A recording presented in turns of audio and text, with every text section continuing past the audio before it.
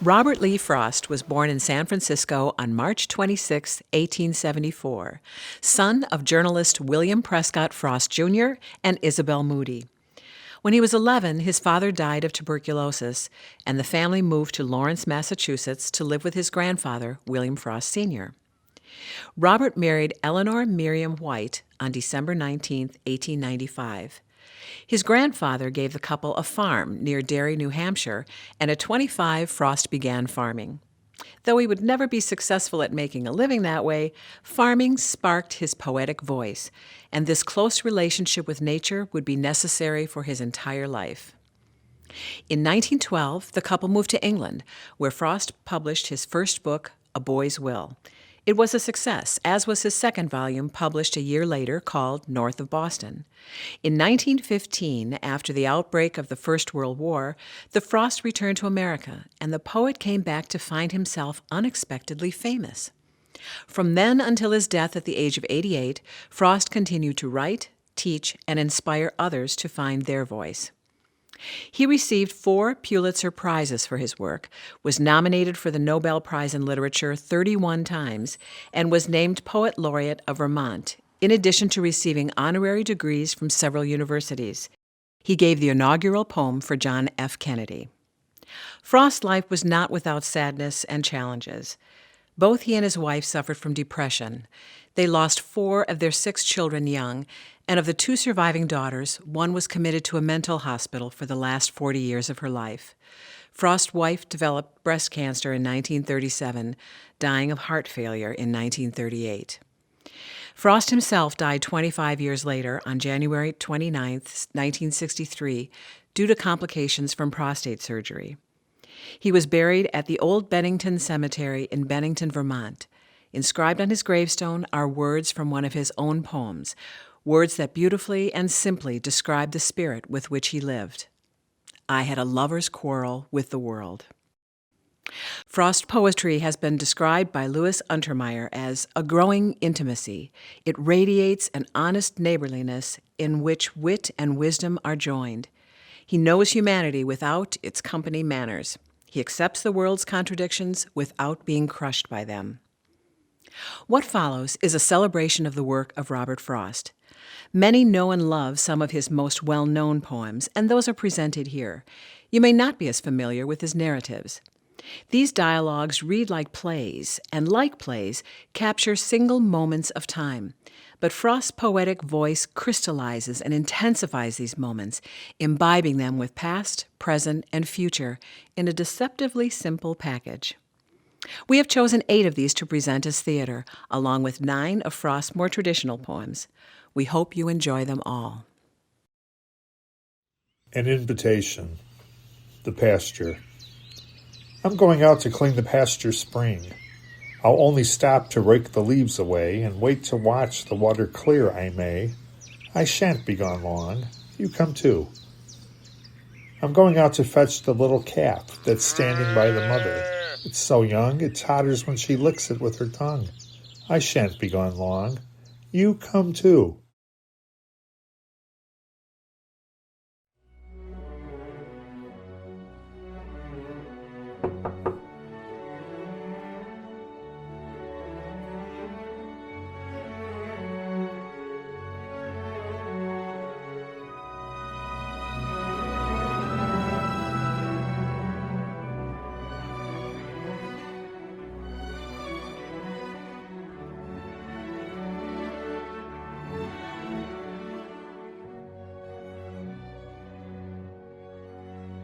I stayed the night for shelter on a farm behind the mountain. The mother and a daughter, 2 old believers. They did all the talking.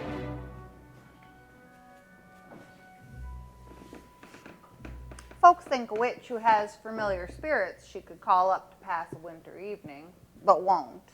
Should be burned at the stake or something. Someone in spirits isn't bottin'. Who's got the bottin'? I would have them know. Mother can make a common table rear and kick with 2 legs like an army mule. And when I've done it, what good have I done? Rather than tip a table for you, let me tell you what Rawl, the Sioux Control, once told me. He said the dead had souls. But when I asked him, how could that be? I thought the dead were souls. He broke my trance. Don't that make you suspicious that the dead are keeping something back? Yes, the dead are keeping something back. You wouldn't want to tell him what we have up attic, Mother. Bones. A skeleton. But the headboard of Mother's bed is pushed against the attic door. The door is nailed. It's harmless. Mother hears it in the night, halting perplexed between the barrier of door and headboard. Where it wants to get is back in the cellar where it came from. We'll never let them, will we, daughter? We'll never. It left the cellar 40 years ago and carried itself like a pile of dishes up one flight from the cellar to the kitchen, up another from the kitchen to the bedroom, up another from the bedroom to the attic, right past both Father and Mother, and neither stopped it. Father had gone upstairs, Mother was downstairs. I was a baby. I don't know where I was. The only fault my husband found with me, I went to sleep before I went to bed, especially in winter when the bed might just as well be ice and the clothes snow. The night the Bones came up the cellar stairs, Toffel had gone to bed alone and left me, but left an open door to cool the room off so as to sort of turn me out of it. I was just coming to myself enough to wonder where the cold was coming from when I heard Toffel upstairs in the bedroom and thought I heard him downstairs in the cellar.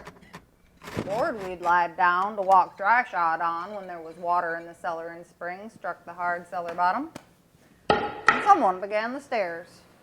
2 footsteps for each step, the way a man with one leg and a crutch or a little child comes up. Well, it wasn't Toffel. It wasn't anyone who could be there. The bulkhead double doors were double locked and swollen tight and buried under snow. Cellar windows were banked up with sawdust and swollen tight and buried under snow. It was the Bones. I knew them, and good reason. My first impulse was to get to the door and hold the knob, but the Bones didn't try the door. They halted, helpless on the landing, waiting for things to happen in their favor. The faintest restless rustling ran all through them. I never could have done the thing I did if the wish hadn't been too strong in me to see how they were mounted for this walk. I had a vision of them, put together, not like a man, but like a chandelier. So, suddenly I flung the door wide on him. A moment he stood balancing there with emotion and all but lost himself. A tongue of fire flashed out and licked along his upper teeth. Smoke rolled inside the sockets of his eyes. And then he came at me, one hand outstretched the way he didn't laugh once. But this time I struck the hand off brittle on the floor and fell back from him on the floor myself. Finger pieces slid in all directions. Where did I see one of those pieces lately? Hand me my button box. It must be there. Sat up on the floor and shouted, Toffel, it's coming up to you. Had its choice of the door to the cellar or the hall. Took the hall door for the novelty and set off briskly for so slow a thing. Still going every which way in the joints, though, so that it looked like lightning or a scribble from the slap I'd just now given its hand. I listened till it almost climbed the stairs from the hall to the only finished bedroom before I got up to do anything, and then ran and shouted, Shut the bedroom door, Toffel, for my sake. Company? Ugh, don't make me get up. I'm too warm in bed. Well, lying forward weakly on the handrail, I pushed myself upstairs, and in the light, well, the kitchen had been dark, I had to own I could see nothing. Toffel, I don't see it. It's with us in the room, though. It's the Bones. What bones? The cellar Bones, out of the grave. That made him throw his bare legs out of bed and sit up by me and take hold of me. I wanted to put out the light and see if I could see it, or else mow the room with our arms at the level of our knees and bring the chalk pile down. I tell you what, it's looking for another door to try. The uncommonly deep snow has made him think of his old song, The Wild Colonial Boy. He always used to sing along the tote road. It's after an open door to get outdoors. Let's trap him with an open door up attic. Well, Toffel agreed to that, and sure enough, almost the moment it was given the opening, the steps began to climb the attic stairs. I heard them. Toffel didn't seem to hear them. Quick! Slammed to the door and held the knob. Toffel, get nails. Made him nail the door shut and push the headboard of the bed up against it. Then we asked, was there anything up attic we'd ever want again? The attic was less to us than the cellar. If the bones like the attic, let them have it. Let them stay in the attic. When they sometimes come down the stairs at night and stand perplexed behind the door and headboard of the bed, brushing their chalky skull with chalky fingers and the dry rattling sounds of a shutter, well, that's when I sit up in the dark to say, it's no one anymore now that Toffel died. Let them stay in the attic since they went there. I promised Toffel to be cruel to them for helping them be cruel once to him. We think they had a grave down in the cellar. We know they had a grave down in the cellar. We never could find out whose bones they were. Yes, we could too, daughter. Tell the truth for once. They were a man's. My husband killed for me. I mean, a man he killed instead of me. The least I could do was help dig their grave. We was about it one night in the cellar. Daughter knows the story, but 'twas not for her to tell the truth. Suppose the time had come. She looked surprised to see me end a lie we'd kept all these years between ourselves so as to have it ready for outsiders. But tonight I don't care enough to lie. I don't know why I ever cared. Toffel, if he were here, I don't believe could tell you why he ever cared himself. She hadn't found the finger bone she wanted among the buttons spilled out on her lap. I verified the name next morning. Toffel. The rural letterbox read, Toffel Lajway.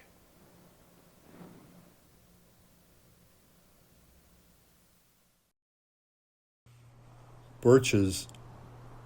When I see birches bend to left and right, across the lines of straighter, darker trees, I like to think some boy's been swinging them. But swinging doesn't bend them down to stay. Ice storms do that. Often you must have seen them, loaded with ice a sunny winter morning after a rain. They click upon themselves as the breeze rises and turn many-colored, as the stir cracks and crazes their enamel. Soon the sun's warmth makes them shed crystal shells, shattering and avalanching on the snow crust, such heaps of broken glass to sweep away you think the inner dome of heaven had fallen. They are dragged to the withered bracken by the load, and they seem not to break, though once they are bowed so low for long, they never right themselves. You may see their trunks arching in the woods, years afterwards, trailing their leaves on the ground, like girls on hands and knees that throw their hair before them over their heads to dry in the sun. But I was going to say when Truth broke in, with all her matter-of-fact about ice storms, I should prefer to have some boy bend them, as he went out and in to fetch the cows. Some boy too far from town to learn baseball, whose only play was what he found himself summer or winter and could play alone. One by one he subdued his father's trees by writing them down over and over again until he took the stiffness out of them. And not one but hung limp. Not one was left for him to conquer. He learned all there was to learn about not launching out too soon, and so not carrying the tree away clear to the ground. He always kept his poise to the top branches, climbing carefully with some pains you'd use to fill a cup up to the brim, and even above the brim. Then he flung outward, feet first with a swish, kicking his way down through the air to the ground. So was I once myself a swinger of birches, and so I dream of going back to be. It's when I'm weary of considerations and life is too much like a pathless wood where your face burns and tickles with cobwebs broken across it, and one eye is weeping from a twig's having lashed across it open. I like to get away from earth a while, and then come back to it and begin over. Make no fate willfully misunderstand me, and half grant what I wish and snatch me away, not to return. Earth's the right place for love. I don't know where it is likely to go better. I like to go by climbing a birch tree and climb black branches up to a snow-white trunk toward heaven till the tree could bear no more, but dipped its top and sent me down again. That would be good both going and coming back. One could do worse than be a swinger of birches.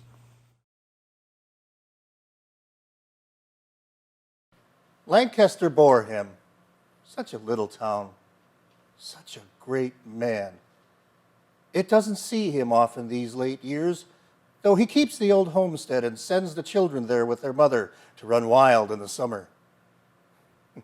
A little wild. Sometimes he joins them for a day or two and sees old friends he somehow can't get near. They meet in the general store at night, preoccupied with formidable mail, riffling printed pages as he talks. They seem afraid. He wouldn't have it so. Though a great scholar, he's a Democrat. If not at heart, at least in principle. Lately, when coming up to Lancaster, his train being late, he missed another train and had to wait 4 hours at Woodsville Junction after 11 o'clock at night. Too tired for sitting such an ordeal out, he turned to the hotel to find a bed. No room, unless Woodsville's a place of shrieks and wandering lamps and cars that shock and rattle. And one hotel. You say unless. Unless you wouldn't mind sharing a room with someone else. Who is it? A man. So I should hope. What kind of man? I know him. He's all right. A man's a man. Separate beds, of course, you understand. The clerk blinked his eyes and dared him on. Who's the man sleeping in the office chair? Has he had the refusal of my chance? He was afraid of being robbed or murdered. What do you say? I'll have to have a bed.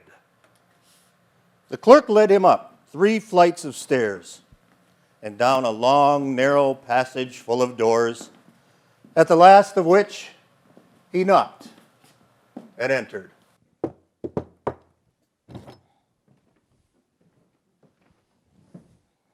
Leif, there's a fellow here wants to share your room. Show him this way. I'm not afraid of him. I'm not so drunk I can't take care of myself. The clerk clapped a bedstead at the foot. This one's yours. Good night.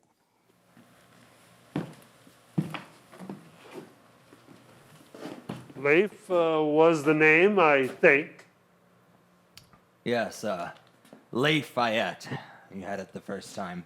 And yours? Magoon. Dr. Magoon. A doctor. Well, a teacher. Professor, square the circle till you're tired. Hold on. There's something I don't think of now that I had on my mind to ask the first man that knew anything that I'd happened in with. I'll ask you later. Don't let me forget it. The doctor looked at Leif, then looked away. A man? A brute. Naked from the waist up. He sat there creased and shining in the light, fumbling with the buttons of a well-starched shirt. I'm moving into a size larger shirt. I felt mean lately. Mean's no name for it. I just found what the matter was tonight. I have been a-choking like a nursery tree when it outgrows the wire band of its name tag. I blamed it on the hot spell we've been having.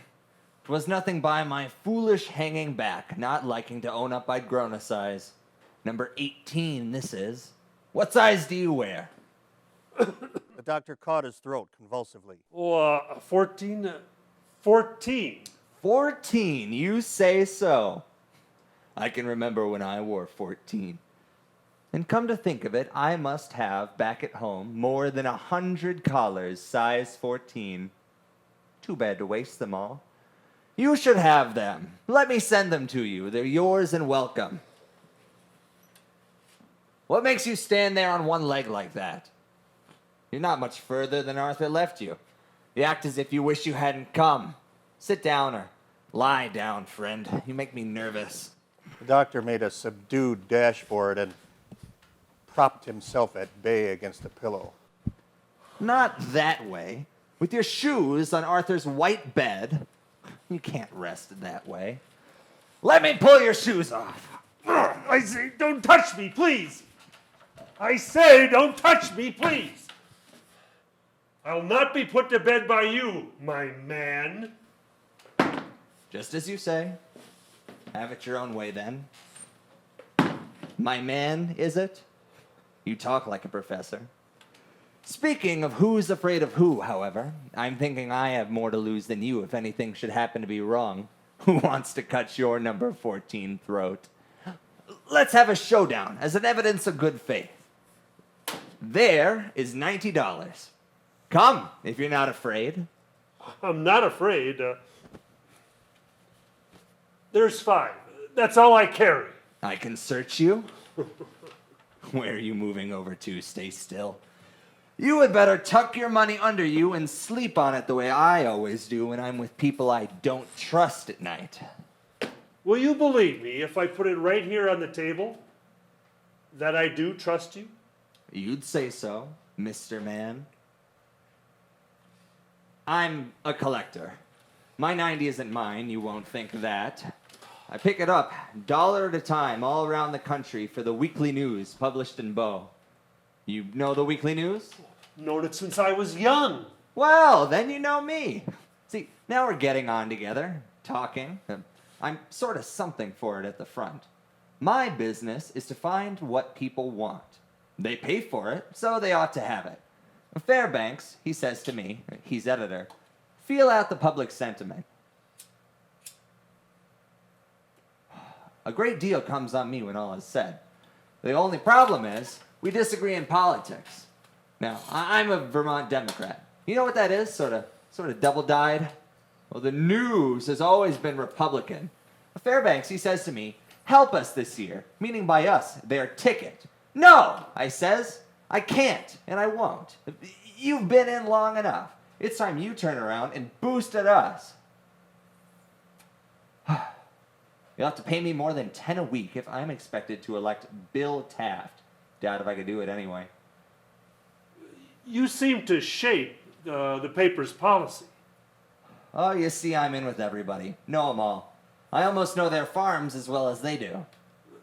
You drive around. It must be pleasant work. It's business, but I can't say it's not fun. What I likes best is the lay of different farms. Coming out on 'em from a stretch of woods or over a hill or round a sudden corner. I like to find folks getting out in spring. Working near the house, raking the dooryard. Later they get out further into the fields. Everything's shut sometimes except the barn. The family's all away in some back meadow. There's a halo to coming when it comes. And later still they all get driven in. The fields are stripped to lawn. Garden patches stripped to bare ground. Maple trees to whips and poles. There's no one about.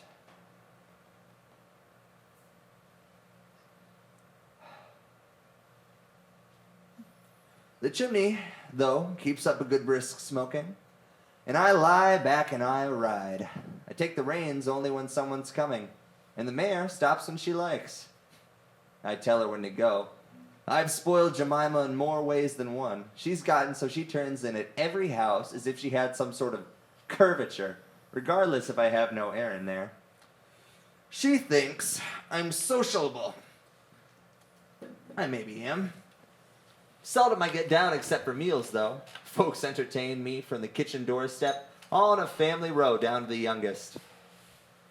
One would suppose that they might not be as glad to see you as you are to see them.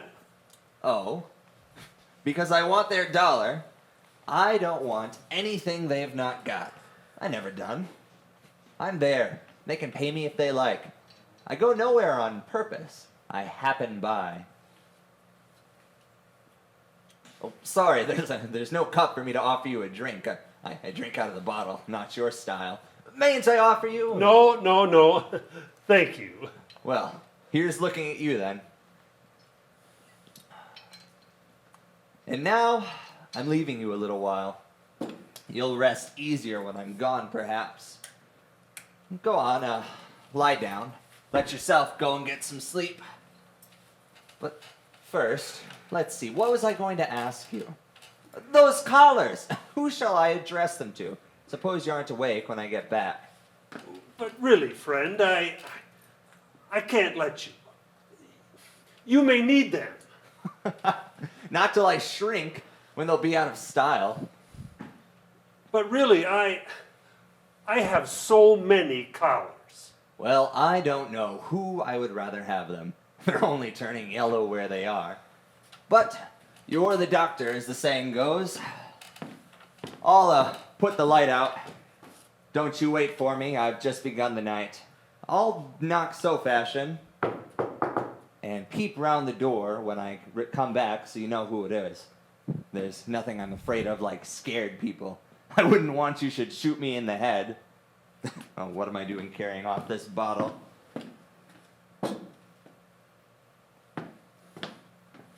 There now. You get some sleep.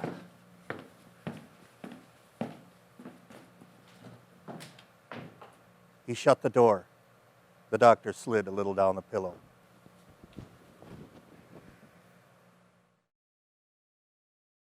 Dust of snow. The way a crow shook down on me the dust of snow from a hemlock tree has given my heart a change of mood and saved some part of a day I had rued.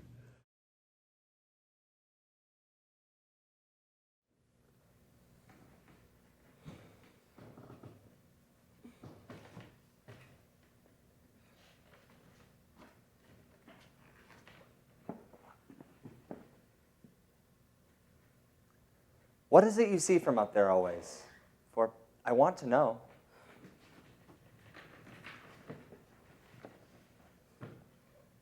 What is it you see? I will find out now. You must tell me, dear. Oh. Oh. What is it?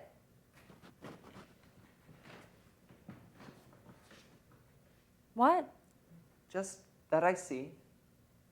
You don't. Tell me what it is. The wonder is I didn't see it at once. I've never noticed it from here before. I must be wanted to it, that's the reason. The little graveyard where my people are. So small the window frames the whole of it. It's not much bigger than a bedroom, is it? There are 3 stones of slate, and 1 of marble. Broad-shouldered little slabs there in the sunlight on the side hill. We haven't to mind those. But I understand. It's not the stones. Don't. But the child's mound. Don't. Don't! Don't! Can't a man speak of his own child he's lost? Can't a man speak of his own child he's lost? Not you. Oh, where's my hat? Oh, I don't need it. I must get out of here. I must get air. I don't know rightly whether any man can. Amy, don't go to someone else this time. Listen to me. I won't come down the stairs. There's something I should like to ask you, dear. You don't know how to ask it. Help me then. My words are nearly always an offense. I don't know how to speak of anything so as to please you. But I might be taught, I should suppose. I can't say that I see how. A man must partly give up being a man with women folk. We could have an arrangement by which I'd bind myself to keep hands off anything special you're a mind to name. No, I don't like such things betwixt those that love. 2 that don't love can't live together without them, but 2 that do love can't live together with them. Don't! Don't go. Don't carry it to someone else this time. Tell me about it. If it's something human, let me into your grief. I'm not so much unlike other folks as your standing there apart would make me out. Give me my chance. I do think, though, you overdo it a little. What was it brought you up to think of the thing to take your mother loss of her first child so inconsolably? In the face of love, you'd think his memory might be satisfied. There you go, sneering now. I'm not.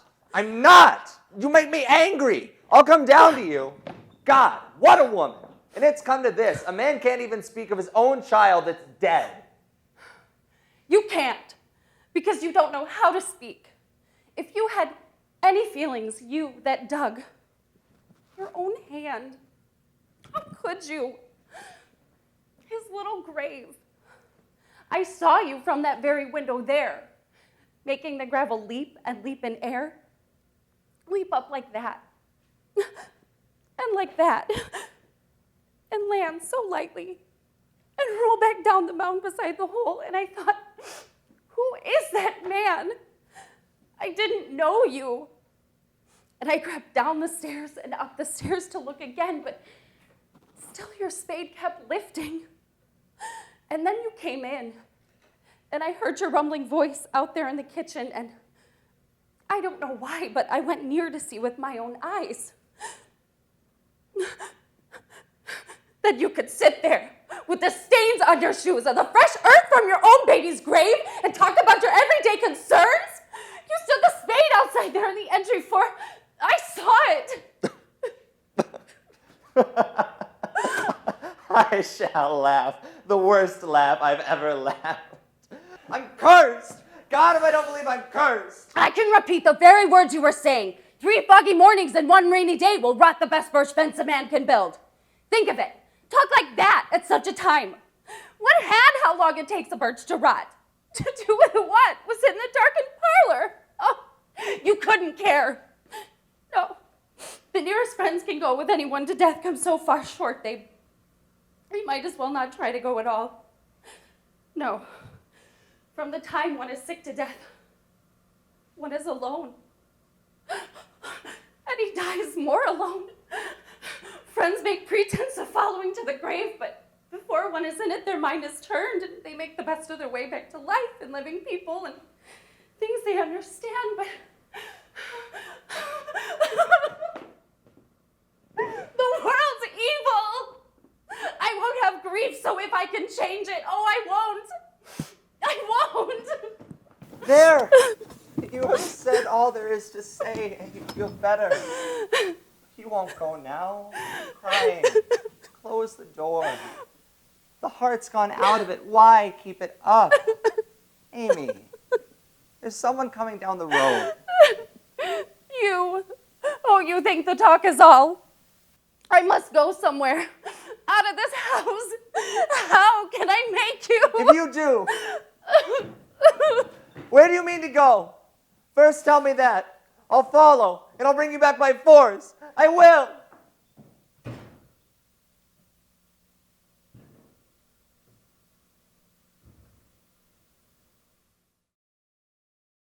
Two look at two. Love and forgetting might have carried them a little further up the mountainside, with nights so near, but not much further up. They must have halted soon in any case, with the thought of the path back, how rough it was with rock and washout and unsafe in darkness, when they were halted by a tumbled wall with barbed wire binding. They stood facing this, spending what outward impulse they still had, in one last look the way they must not go. On up the failing path where if a stone or earth slide moved at night, it moved itself. No footstep moved it. This is all, they sighed.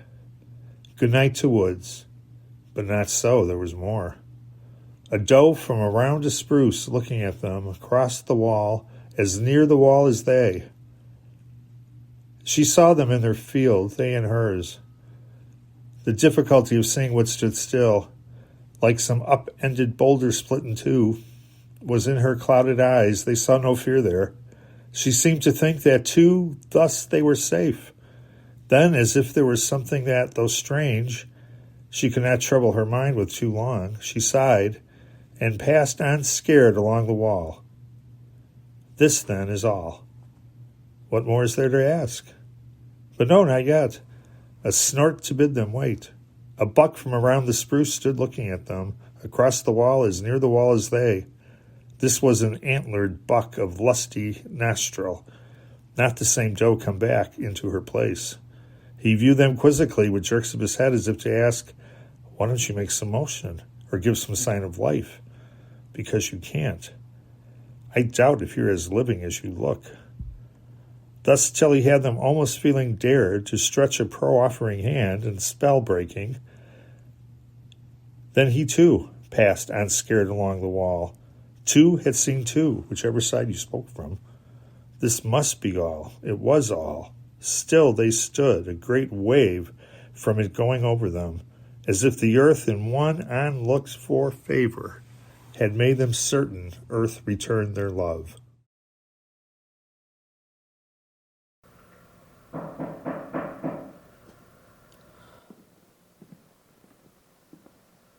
I just let myself in. Oh, it's you. I can't get up. Forgive me for not answering your knock. I can no more let people in than I can keep 'em out.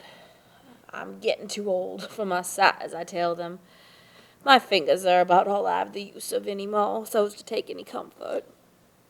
I can sew and I help out with this beadwork what I can. It's a smart pair of pumps you're beating there. Who they for? You mean? Oh, for some mess. I can't keep track of other people's daughters. Lord, if I were to dream of every one whose shoes I primp to dance in. Where's John? Haven't you seen him? Strange what set you off to come to his house when he's gone to yours. You can't have passed each other. Oh, I know. He must have changed his mind and gone to Gotland's. He won't be long in that case. You can wait. But what good you can be, or anyone. You've heard? It's gone so far. Estelle's run off. Yes, what's it all about? When did she go? 2 weeks since. It's in earnest, it appears. Oh, I'm sure she won't come back. She's hiding somewhere. I don't know where myself. John thinks I do. He thinks I only have to say the word and she'll come back. But bless you, I'm her mother. I can't talk to her, and Lord, if I could. Go hard with John. What will he do? He can't find anyone to take her place. Oh, if you ask me that, what will he do? He gets some sort of bake shop meals together with me to sit and tell him everything. What's wanted and how much and where it is. But when I'm gone, of course I can't stay here. Estelle's to take me when she's settled down. He and I only hinder one another. I tell them they won't be able to get me through the door, though. I've been built in here like a big church organ. We've been here 15 years. It's a long time to live together and then pull apart. How do you see him living when you're gone? Two of you out will leave an empty house. I don't just see him living many years left here with nothing but the furniture. I hate to think of the place when we're gone, with the brook going by below the yard and no one here but hands blowing about. If he could sail the place. But then he can't. It's too run down. No one will ever live it on it again. This is the last of it. What I think he'll do is let things smash. He'll just sort of swear the time away. He's awful. I never seen a man let family troubles make so much difference in man's affairs. He's just dropped everything. He's like a child. I blame his being brought up by his mother. He's got hay down that's been rained on 3 times. He hoed a little for me yesterday. I thought the growing things would do him good, but something went wrong. I saw him throw the hoe sky high with both hands. Come here, I'll show you. In that apple tree. That's no way for a man to do at his age. He's 55, you know, if he's a day. Aren't you afraid of him? And what's that gun for? Oh, that's been there for Hawk since chicken time. John won't touch me. Not if he knows his friends. That's one thing I'll say for him is John's no threatener like some men folk. No one's afraid of him. All he is, he's made up his mind not to stand what he has got to stand. Where is Estelle? Couldn't one talk to her? What does she say? You say you don't know where she is? No want to. If she thinks it was bad to live with him, it must be right to leave him. Which is wrong. Yes, but he should have married her. I know. The strain's been too much for her all these years. I can't explain it any other way. It's different with a man, at least with John. He knows he's kinder than the running man. Better than married, ought to be as good as married. I know the way he's felt, but all the same. Wonder why he doesn't marry her and end it. Too late now. She wouldn't have him. He's given her time to think of something else. That's his mistake. The dear knows my interest has been to keep the thing from breaking up. This is a good home. I don't ask for better. But when I said, why shouldn't they be married? He'd say, why should they? No more words than that. After all, why should they? John's been fair, I take it. What was his was always hers. There was no quarrel about property. Reason enough, there was no property. A friend or two as good as own the farm. Such as it is, it isn't worth the mortgage. Estelle always has held the purse. The rights of that are harder to get at. I guess you could say that Estelle and I have filled the purse. 'Twas we let him have money, not he us. John's a bad farmer. I'm not blaming him. Take it year in, year out, he don't make much. We came here for a home for me, you know. Estelle to do the housework for the both of us. But it seems she has the housework and besides half the outdoor work. Though as for that, John would say she does it more because she likes it. You see, our pretty things are all outdoors. Our hens and cows and pigs are always better off than folks like us have any business with. Farmers twice as well off as we haven't as good. They don't go with a farm. One thing people can't help liking about John is he's fond of nice things. Too fond, some would say. But Estelle don't complain. She's like him there. She wants our hens to be the best there are. You never saw this house before a show, with lank, shivery, half-drowned birds and separate coops having their plumage done, the smell of wet feathers in the heat. You spoke of John not being safe to stay with? You don't know what a gentle lot we are. We wouldn't hurt a hen.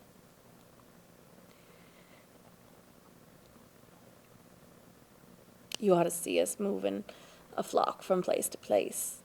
We're not allowed to take them upside down. All we can hold together by the legs.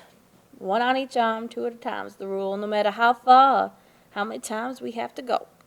That's John's idea? And we live up to it. Or I don't know what childishness he wouldn't give way to. John manages to keep the upper hand on his own farm. He's boss. But as to hens, we fence our flowers in and let the hens range. Nothing's too good for them. We say it pays.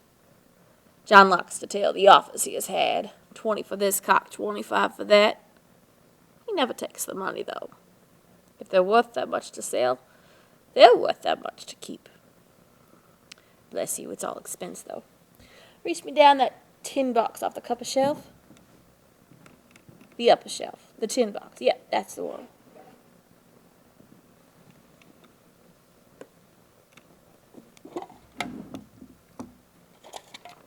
Here. What's this? A bill for $50 for one Langshan cock. Receipted, and that cock is in the yard. Not in a glass case, then? He'd need a tall one. He can eat off a barrel from the ground. He's been in a glass case, as you may say. The Crystal Palace, London. John wanted him, and we paid the bill with beads. Wampum, I call it. But mind, we don't complain. But you see, don't you? We take care of him. And like it too, it makes it all the worse. It seems as if, and that's not all. He's helpless in ways I can hardly tell you of. Sometimes he gets possessed to keep accounts to see where the money goes so fast. You know how men will be ridiculous. But it's just fun the way he gets bedeviled. If he's untidy now, what will he be? Makes it all the worse. You must be blind. Estelle's the one. You needn't talk to me. Can't you and I get to the root of it? What's the real trouble? What will satisfy her? It's as I say. She's turned from him, that's all. But why? When she's well off? Is it the neighbors? Being cut off from friends? We have our friends. That isn't it. Folks aren't afraid of us. She's let it worry her. You stood the strain, and you're her mother. But I didn't always. I didn't relish it along at first. But I got wanted to it. Besides, John said I was too old for grandchildren. But what's the use of talking when it's done? She won't come back. It's worse than that. She can't. Why do you say that? What do you know? What do you mean? She done harm to herself? I mean, she's married. Married someone else. My goodness. You don't believe me? Yes, I do. Only too well. I knew there must be something that was behind this. She's bad, and that's all. Bad to get married when she had the chance. Nonsense. See what she's done? But who? Who'd marry her straight out of such a mess? Say it outright. No matter for her mother, the man's been found. I better name no names. John himself won't imagine who he is. Then it's all up. I think I'll get away. You'll be expecting John. A pity, Estelle, and I suppose she deserves some pity too. You ought to have the kitchen to yourself to break it to him. You can have that job. You needn't think you're going to get away. I've had my eye on someone coming down Ryan's Hill I thought was him. John's almost here. See, there he is. This box, put it away. And this bill. What's the hurry? He'll unhitch. No, he won't either. He'll just drop the reins and turn the hull out to pasture rigging on. It won't be long before her wheels will hang up on something. There's no harm. See, there he is. My, looks as though he must have heard.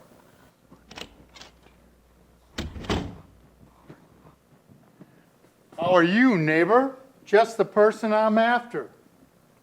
Isn't it hell? I want to know. Come out here if you want to hear me talk. I'll deal with you, old woman, later. I've got some news that maybe isn't news. What are these two trying to do to me? To go along with him and stop his shouting? Who wants to hear your news, you dreadful fool?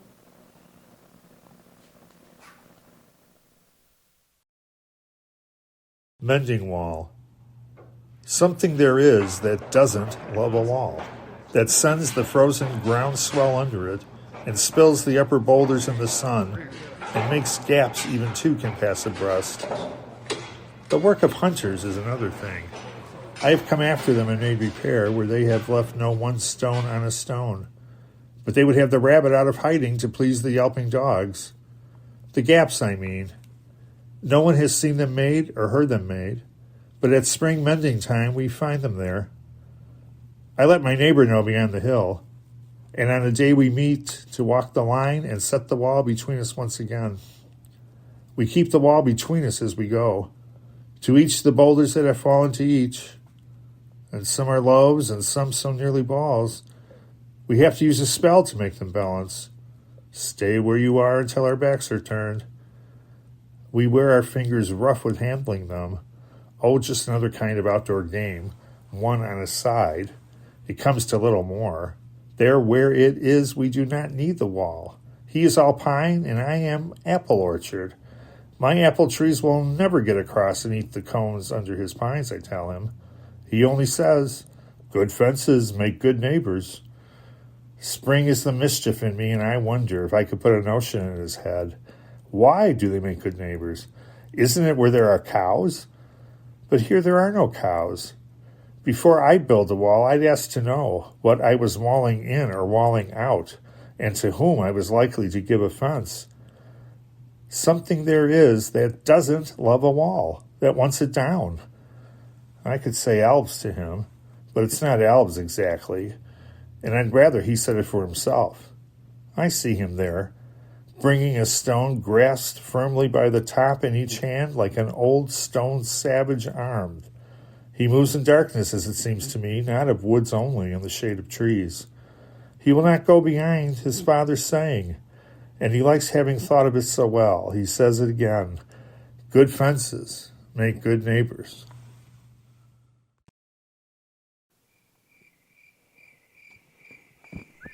I saw it just as plain as a white plate as the headlights ran along the bushes at the roadside. A face. You must have seen it too. I didn't see it. Are you sure that it... Yes, I'm sure. It was a face. Joe, I'll have to look. I can't go in and leave a thing like that unsettled. Doors locked and curtains drawn will make no difference.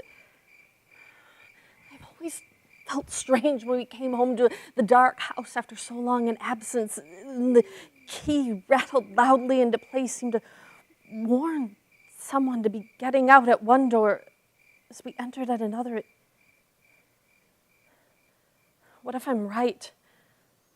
And someone all this time, but don't hold my arm. I say it's someone passing. You speak as if this were a traveled road.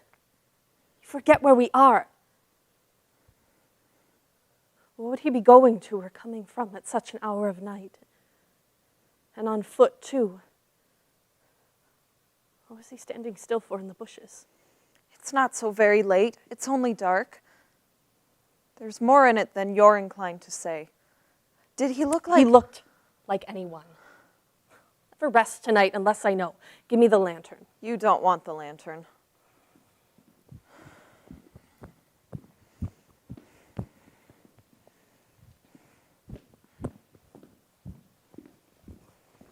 You're not to come. This is my business. The time's come to have it out with him. But I'm the one to put it the right way. He wouldn't dare it. Listen. He kicked a stone. Hear that? Hear that? He's coming toward us. Joe, go in, please. Wait. I don't hear him now. But please, go in. In the first place, you can't make me believe that it's... Or someone else he's sent to watch. And now's the time to have it out with him while we definitely know where he is. Let him off, and he'll be everywhere, lurking out of trees and bushes, till I shan't dare set a foot outdoors. And I can't stand it. Joe, let me go. But it's nonsense to think he'd care enough. You mean you couldn't understand his caring? You see, he hadn't had enough. Joe, I won't. I won't. I promise. We mustn't say hard things. You mustn't either. I'll be the one if anybody goes, but you give him the advantage with this light. What couldn't he do to us standing here? And if to see was what he wanted, why, he's seen all there was to see and gone. What do you want? There's no one, so you're wrong. There is. What do you want? Nothing. What are you doing around this house at this time of night? Nothing. You seem afraid. I can tell by the way you sped past. I'll just come into the light and let you see. Yes, do. Joe, stay back. You see? Oh. You don't see. I have a child here by the hand. A robber wouldn't have family along. What's a child doing at this time of night? Out walking. Every child should have at least one memory of a long after bedtime walk. What child? I think you should find somewhere else to walk. The highway, as it happens, we're headed for the weekend down at Dean's. But if that's all... Joe, you understand. You won't think anything. You understand. We have to be careful. This is a very, very lonely place. Joe?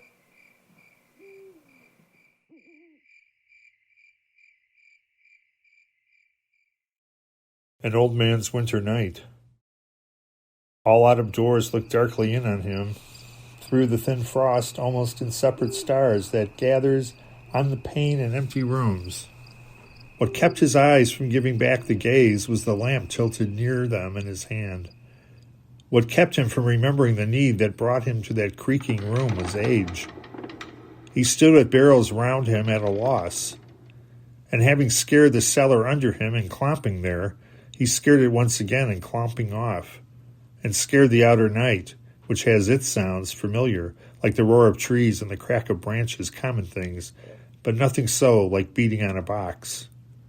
A light he was to no one but himself, where now he sat concerned with he knew what, a quiet light, and then not even that. He consigned to the moon, such as she was, so late a rising to broken moon, as better than the sun in any case, for such a charge, his snow upon the roof, his icicles along the wall to keep, and slept. The log that shifted with the jolt, once in the stove, disturbed him, and he shifted, and eased his heavy breathing, but still slept. One aged man, one man, can't keep a house, a farm, a countryside, or if he can, it's thus he does it of a winter night.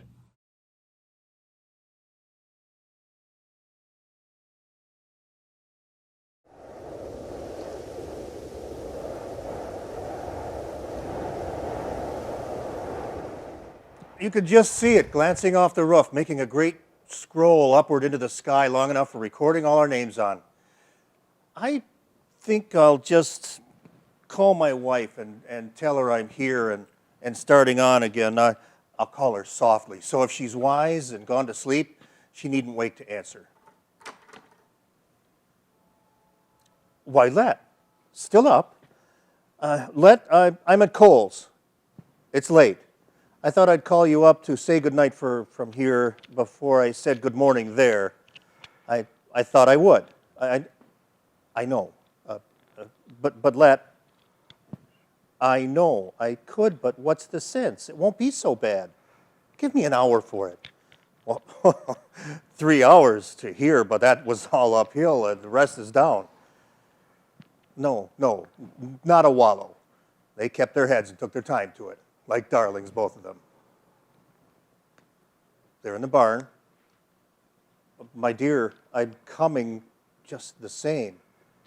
I didn't call you to ask you to invite me home.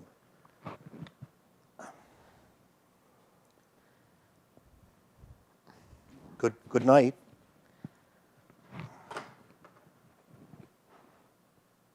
I'll just check on the horses. Yes, do. You can judge better after seeing. I want you here with me, Fred. Leave him here, Brother Meserve. You know to find your way out through the shed. I guess I know my way.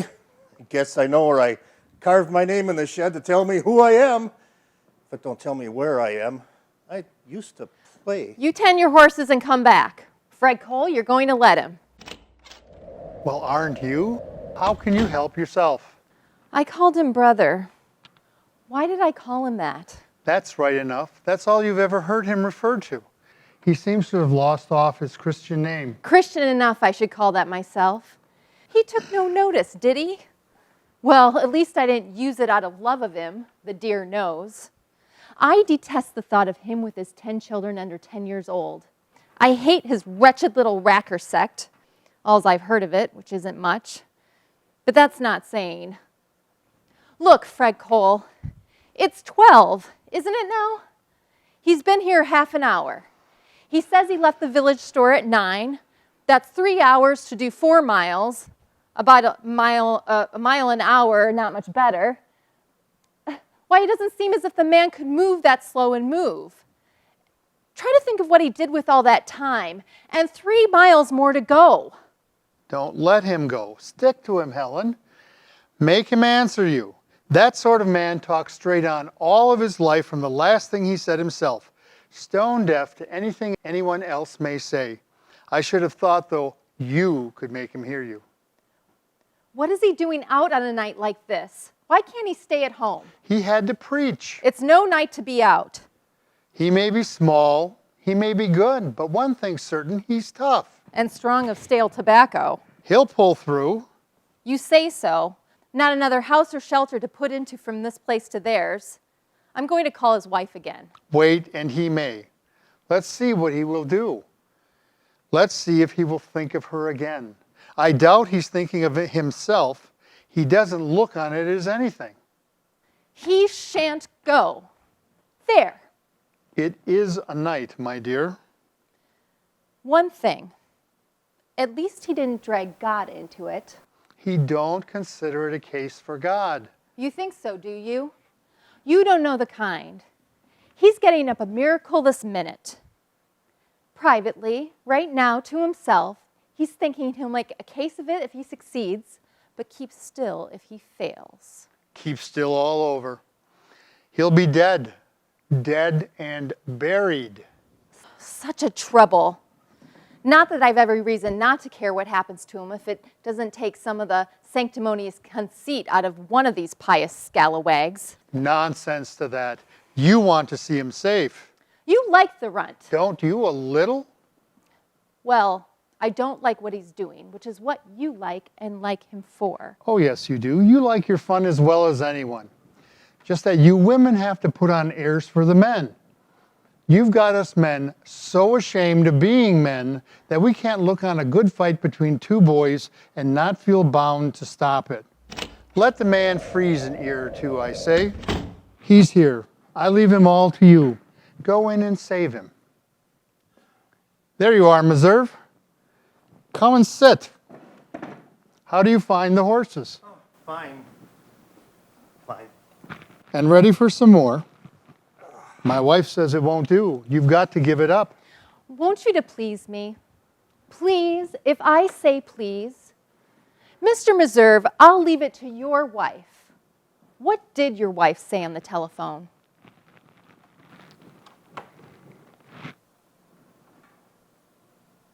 That leaf there in your open book. It moved just then, I thought. It stood there, upright on the table there ever since I came in, trying to turn itself backward or forward. I've kept my eye on it to find out which. If forward, it's with a friend's impatience.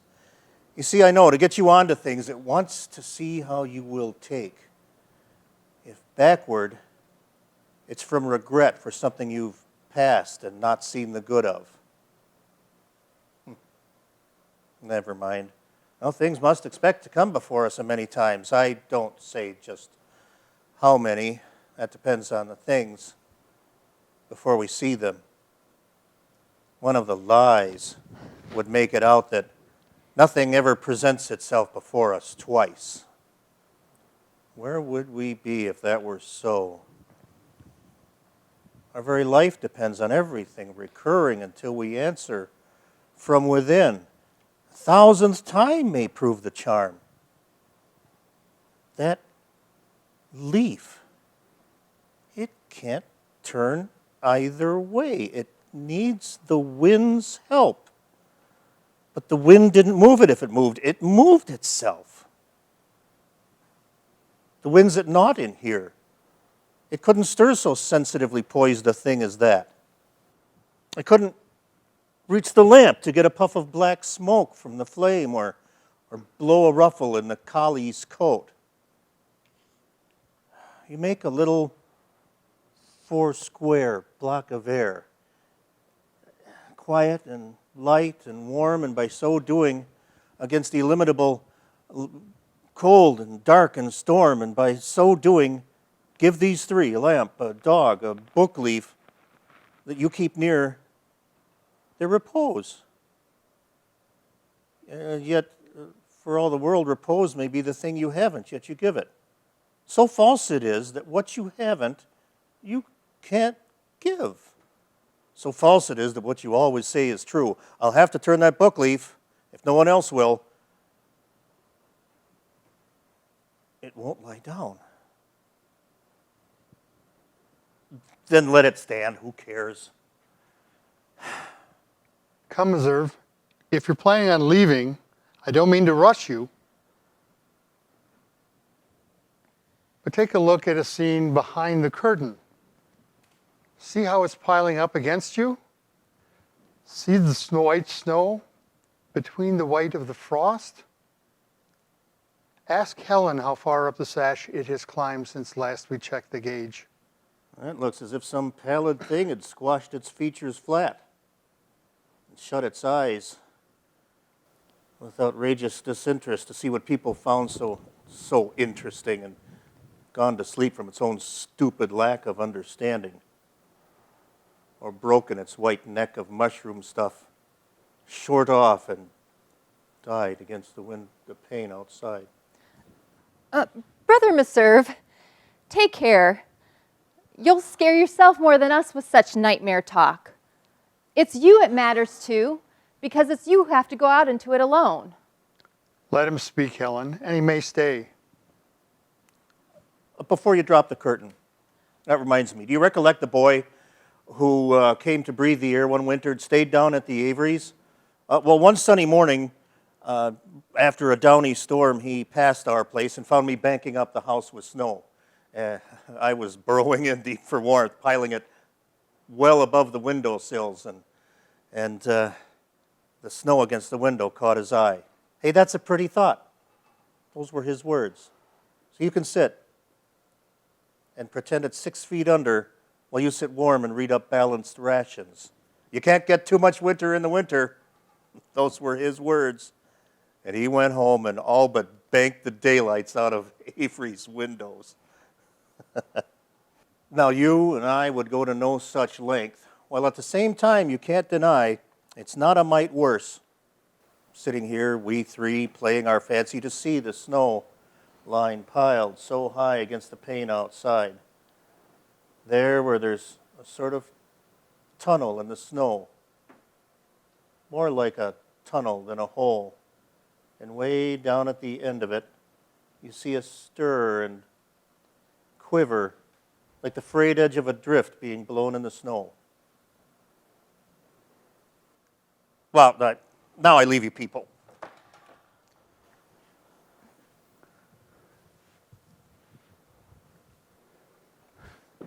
Meserve, we thought you were planning on staying. The way you talked about being in one place for the comfort of that, you want to stay. I'll own it's cold for such a fall of snow. The house is frozen brittle except for this room you sit in. And if you think the wind sounds further off, it's not because it's dying. You're further in under the snow, that's all. I like it inside more than I shall out in it, but the horses are rested, and it's time to say goodnight and let you get back to bed again. Good night. I'm sorry I had to break in on your sleep. Well, lucky for you, you did. Lucky for you, you had us as a halfway station to stop at. If you were the kind of man paid heed to women, you'd take my advice and for your family's sake, stay where you are. But what good is my saying it over and over? You've done more than you thought you could do. You know the risk you take in going on. Our snowstorms, as a rule, are thought of as man-killers, although I'd rather be the beast that sleeps the sleep under it all, his door sealed up and lost, than the man fighting to keep above it, all outside. Yet, think of the chickadees and birds at roost and not in nest. Shall I be counted less than they are? Their bulk in water would be frozen rock in no time out tonight. Yet tomorrow they'll come budding boughs tree to tree and flirting their wings and saying chickadee as if not knowing what you meant by the word storm. But why when no one wants you to go on? Your wife, she doesn't want you to. We don't. You yourself don't want to. Who else is there? Save us from being cornered by a woman. Well, there's the storm that says I must go on, that wants me as a war might if it came. Ask any man.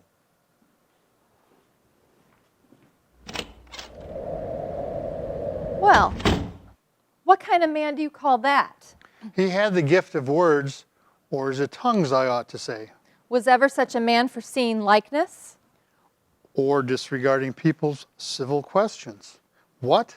We found out more about him in 1 hour than we had in him passing by in the road 1,000 times. If that's the way he preaches, you didn't think you'd keep him after all.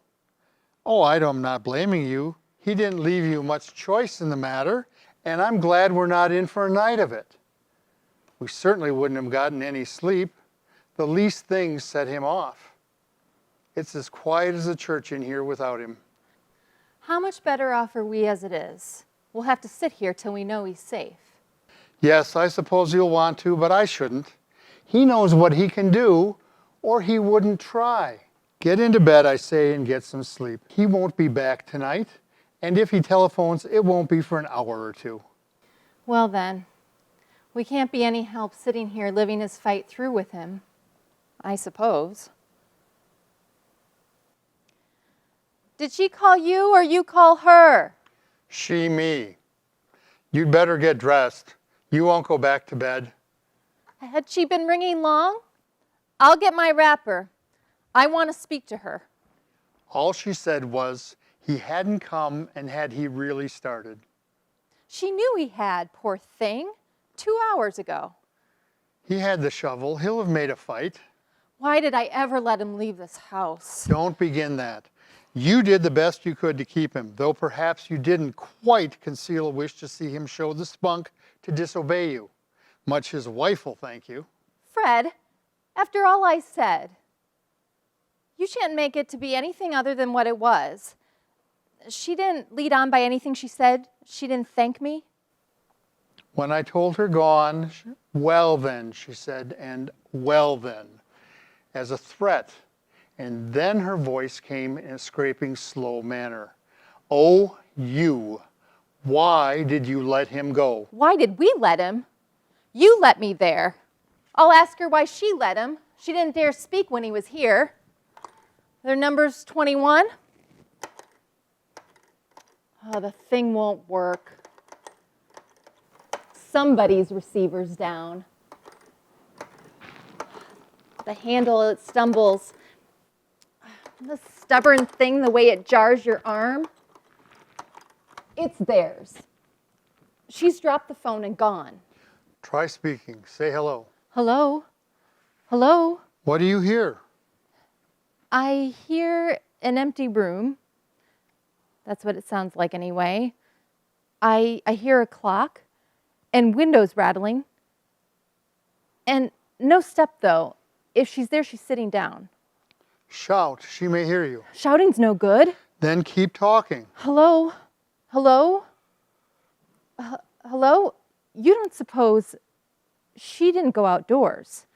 I'm half afraid that's what she might just do. And leave the children? Wait and call again. Let's see what she might do. You can't hear whether she's left the door wide open and the wind has blown out the flame in the lantern and the fire's died and the room's dark and cold. Well, one of two things. Either she's gone to bed or gone outdoors. Either way, both are lost. Do you know what she's like? Have you ever met her? It's strange she doesn't want to speak to us. Fred, see if you can hear what I hear. Come. A clock, maybe. Anything else? Not talking. No. Why, yes, I hear. What do you say it is? A baby's crying. Frantic it sounds, though muffled and far off. Mother wouldn't let it cry like that, not if she's there. What do you make of it? There's only one thing possible to make, and that is assuming that she has gone out. Of course she hasn't, though.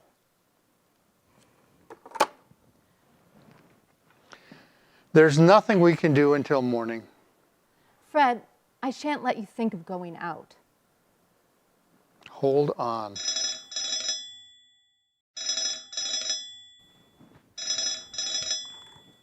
Hello? Meserve, you're there then. And your wife. Why I ask? Because she didn't seem to answer. He says she went out to let him into the barn. Good, good. Well, we're glad you're there, sir. And please stop in and see us next time you pass through. Well, she has him then. What she wants him for, I don't see. Possibly not for herself. Maybe she only wants him for the children. Well, the whole to-do seems to have been for nothing. What spoiled our night was for him just as fun. What did he come in for? To talk and visit? Thought he'd just call us up and tell us it was snowing? If he thinks he's going to make our house a halfway coffee house... I thought maybe you'd been too much concerned. You think you haven't been concerned yourself. If you mean he was inconsiderate to rout us out to think of him at midnight and then not take our advice, why, I agree with you. But let's forgive him. We've had a share in one night of his life. What do you bet he ever visits again?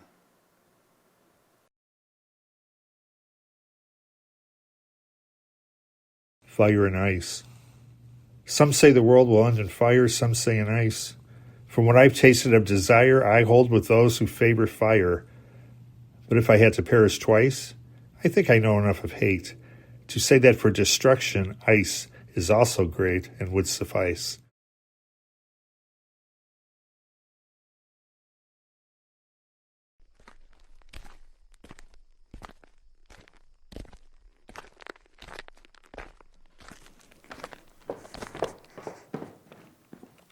Silas is back.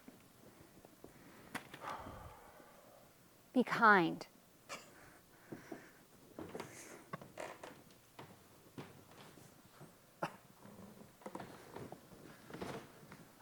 When was I ever anything but kind to him? But I'll not have the fellow back. I said so last hang, didn't I? If he left then, I said, that ended it. What good is he? Who else will harbor him at his age and for what little he can do? Any help he is, there's no depending on. Off he goes always when I need him the most. He thinks he ought to earn a little pay. Enough at least to buy tobacco with, so he doesn't have to beg and be beholden. All right, I say. I can't afford to pay fixed wages, though I wish I could. Someone else can. Someone else will have to. I shouldn't mind him bettering himself if that's what it was. But you can be certain, when he begins like that, there's someone at him, trying to coax him off with pocket money. In haying time, when any help is scarce. In the winter, he comes right back to us. I'm done. Shh, not so loud, he'll hear you. I want him to. He'll have to sooner or later. He's worn out. When I came up from Rose, I found him here, huddled against the barn door, fast asleep. A miserable sight, and frightening, too. You needn't smile. I barely recognized him. I wasn't looking for him, and he's changed. Wait till you see. Where did you say he'd been? He didn't say. I dragged him up to the house. I gave him some tea and tried to make him smoke. I tried to make him talk about his travels. Nothing would do. He kept falling asleep. What did he say? Did he say anything? But little. Anything? Mary, confess. He said he ditched the meadow for me. Warren. But did he? I just want to know. Of course he did. What would you have him say? He added, if you care to know, that he means to help you clear the upper pasture, too. That sounds like something you've heard before? I wish you could have heard the way he jumbled everything. I stopped to look 2 or 3 times to see if he was talking in his sleep. He made me feel so queer.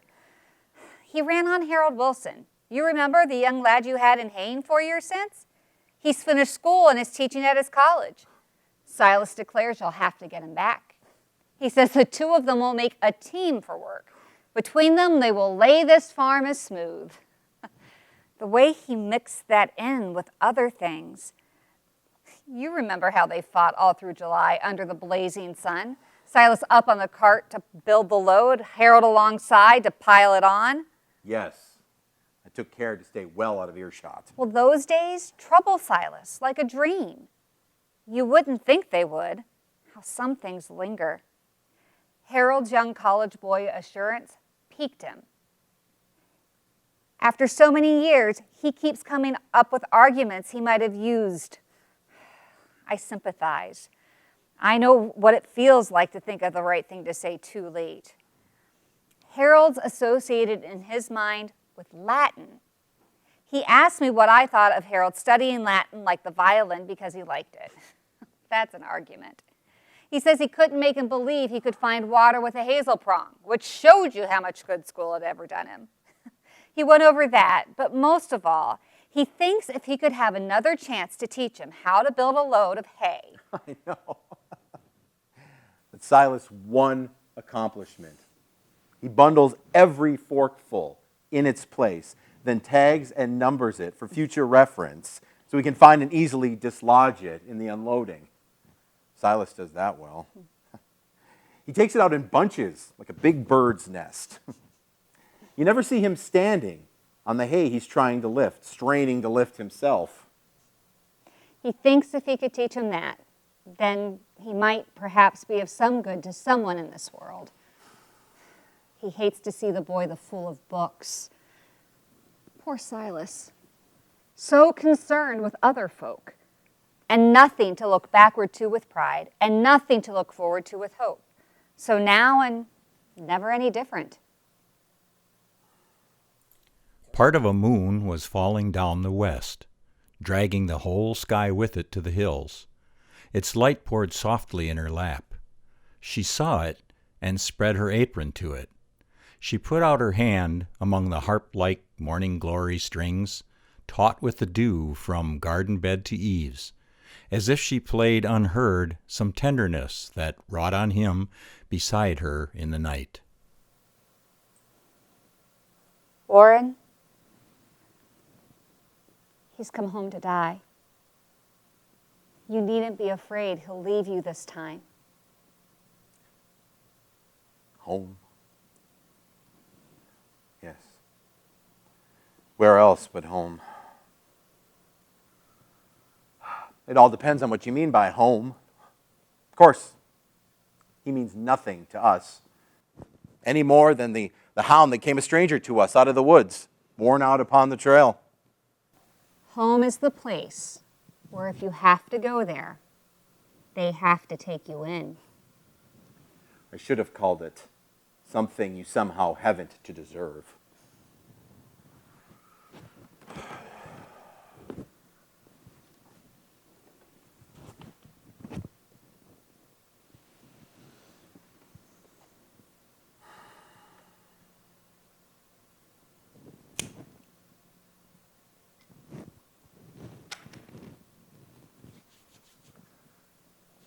Silas has better claim on us, you think, than on his brother?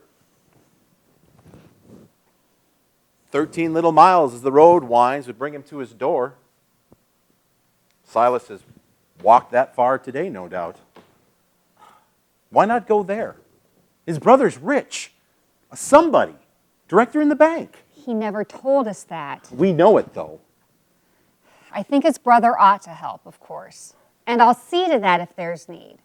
He ought of right to take him in, and he may be willing to. He might be better than appearances. But have pity on poor Silas. Do you think if he had any pride in claiming kin, or anything he looked for from his brother, he'd keep so still about him all this time? I wonder what's between them. I can tell you. Silas is what he is. We wouldn't mind him, but just the kind kinfolk can't abide. He never did a thing so very bad. He don't know why he isn't quite as good as anybody.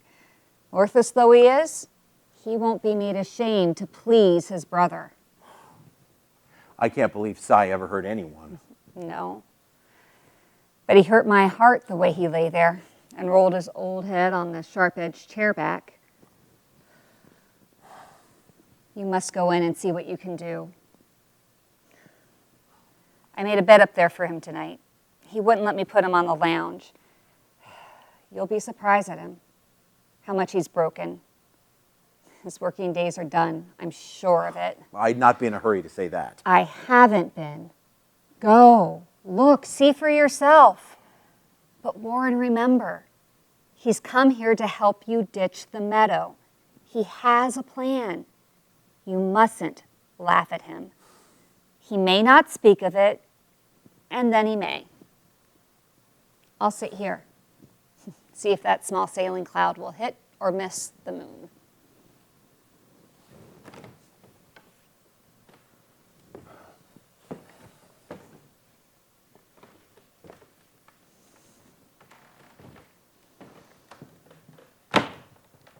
It hit the moon. Then there were three there, making a dim row. The moon, the little silver cloud, and she.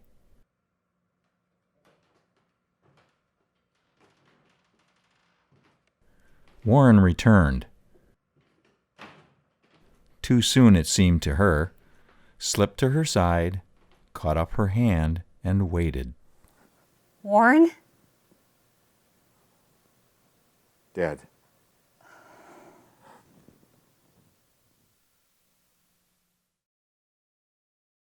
Stopping by woods on a snowy evening. Whose woods these are, I think I know. His house is in the village, though. He will not see me stopping here to watch his woods fill up with snow. My little horse must think it queer to stop without a farmhouse near, between the woods and frozen lake, the darkest evening of the year. He gives his harness bells a shake to ask if there's some mistake. The only other sound's the sweep of easy wind and down flake. The woods are lovely, dark and deep, but I have promises to keep, and miles to go before I sleep, and miles to go before I sleep.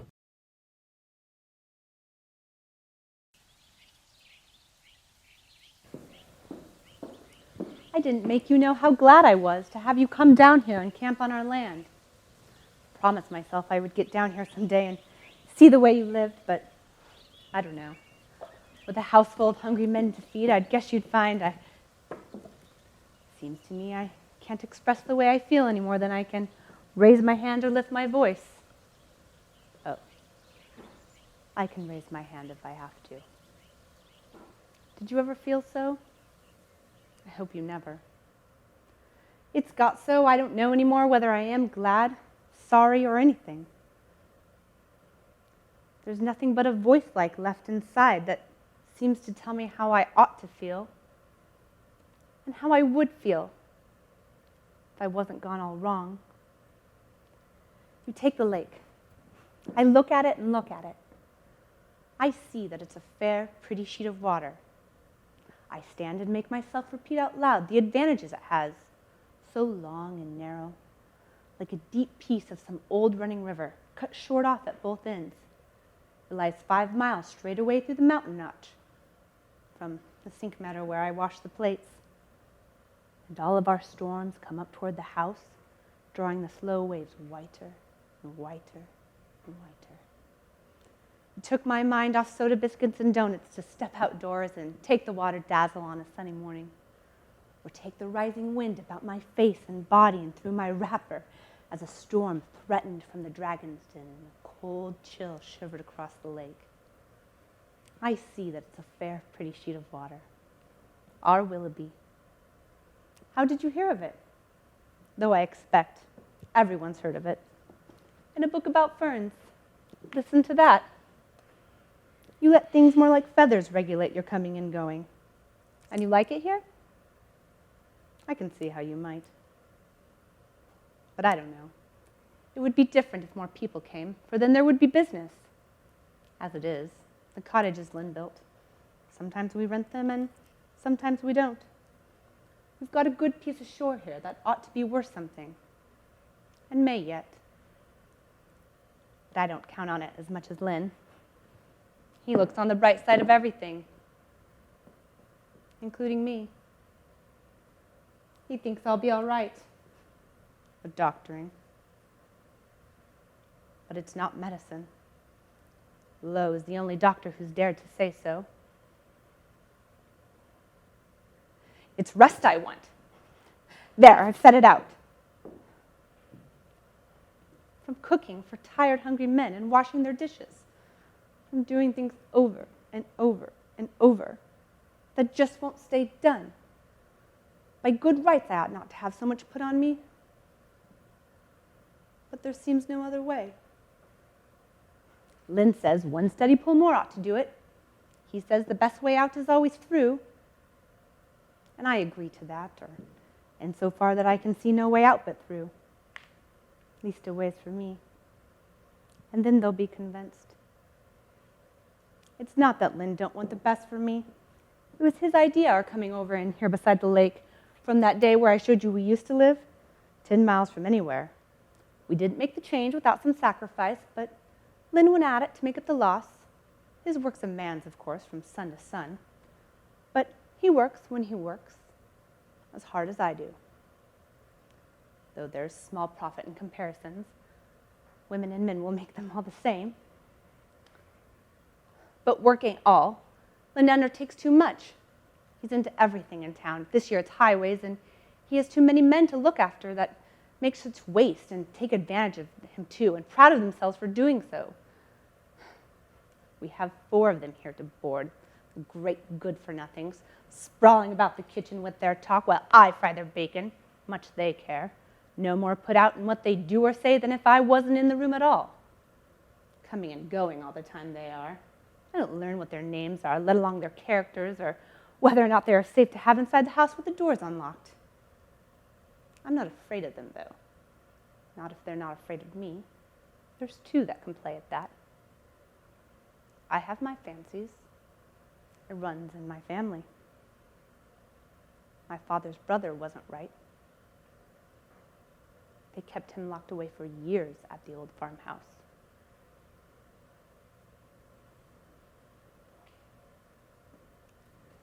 I've been away once. Yes, I've been away. The state asylum. I was prejudiced before as well. I wouldn't have sent any one of mine there. You know the old idea. The only poorhouse is the asylum, and those that can afford to do so, rather than send their folks to such a place, keep them at home. And it does seem more human, but it isn't so. The place is the asylum. There they have every proper means to do with. And you aren't darkening other people's lives, worse than no good to them. And they no good to you. You can't know affection or want of it in such a state. I know too much of the old-fashioned way.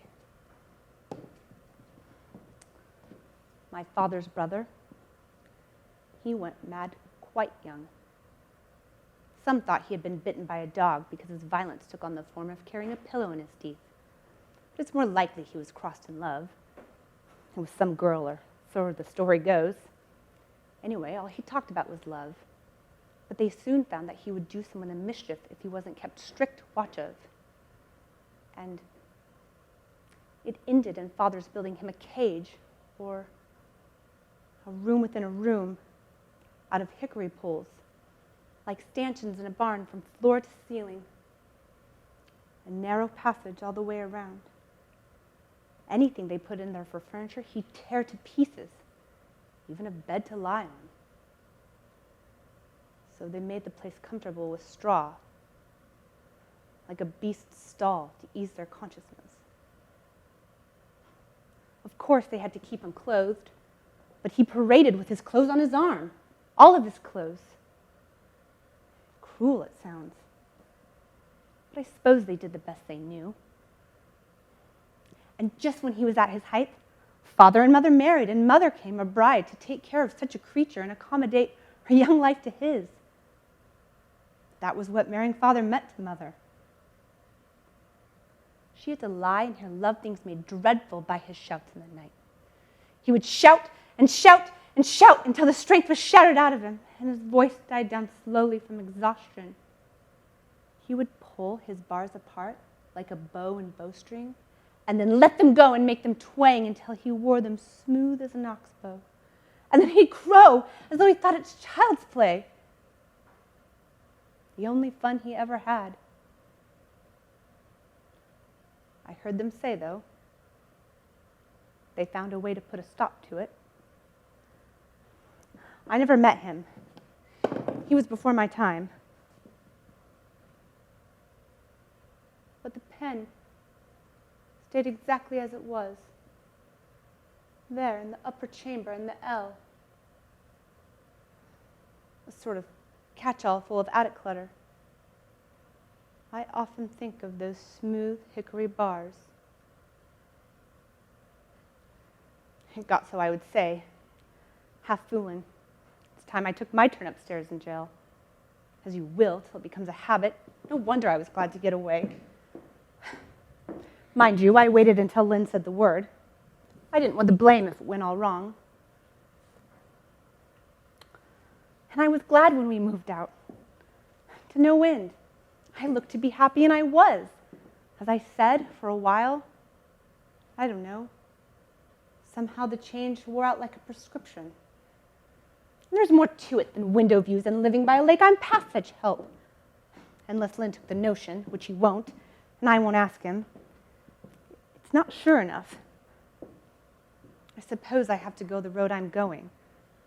Other folks have to. Why shouldn't I?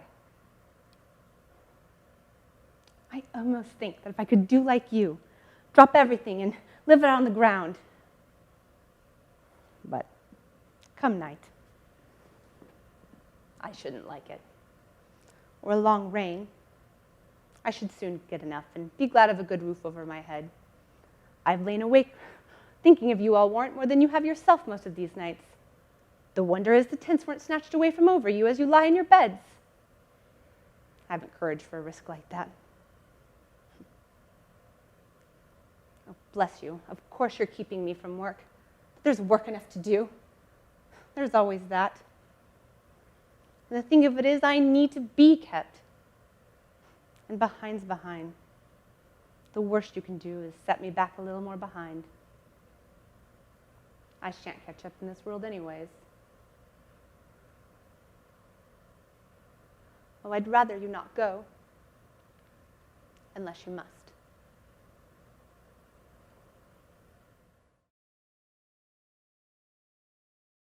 The road not taken. 2 roads diverged in a yellow wood, and sorry I could not travel both and be one traveler. Long I stood and looked down one as far as I could to where it bent in the undergrowth. Then took the other just as fair, and having perhaps the better claim, because it was grassy and wanted wear, though as for that the passing there had worn them really about the same. And both that morning equally lay, and leaves no step had trodden black. Oh, I help the first for another day. Yet knowing how way leads on to way, I doubted if I should ever come back. I shall be telling this with a sigh, somewhere ages and ages hence. 2 roads diverged in a wood, and I took the one less traveled by, and that has made all the difference.